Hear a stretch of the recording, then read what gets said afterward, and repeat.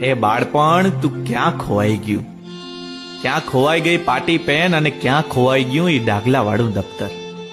ક્યાં ખોવાઈ ગયા એ તોફાનો, એ નાદાની અને ક્યાં ખોવાઈ ગયું આપણું ફળિયા વાળું ઘર?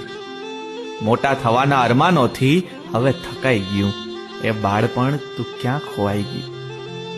ના ઉઠવાની કઈ ઉતાવળ હતી ને ના તૈયાર થવાની કઈ ખબર પડતી, ના ઇન્ટરનેટની કોઈ દુનિયા હતી ને ના મોબાઈલની કઈ જરૂર હતી. એ સાંજ પૈડે દાદા દાદીની ફરતે ચોકઠું વાળીને બેસવું અને પરીઓની વાર્તાઓ સાંભળવું કેટલું સુકૂનદાયક હતું. એ બાળપણ ખરેખર માણવા લાયક હતું.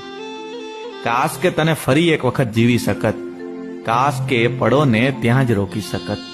જીવનની આ દોડમાં હવે હંફાઈ ગયું એ બાળપણ તું ક્યાં ખોવાઈ ગયું? એ બાળપણ તું ક્યાં ખોવાઈ ગયું? ક્યાં ખોવાઈ ગઈ પાટી પેન અને ક્યાં ખોવાઈ ગયું એ ડાગલા વાળું દફતર? ક્યાં ખોવાઈ ગયા એ તોફાનો, એ નાદાની અને ક્યાં ખોવાઈ ગયું આપણું ફળિયા વાળું ઘર? મોટા થવાના અરમાનોથી હવે થકાઈ ગયું એ બાળપણ તું ક્યાં ખોવાઈ ગયું? ના ઉઠવાની કઈ ઉતાવળ હતી ને ના તૈયાર થવાની કઈ ખબર પડતી, ના ઇન્ટરનેટની કોઈ દુનિયા હતી ને ના મોબાઈલની કઈ જરૂર હતી. એ સાંજ પૈડે દાદા દાદીની ફરતે ચોકઠું વાળીને બેસવું અને પરીઓની વાર્તાઓ સાંભળવું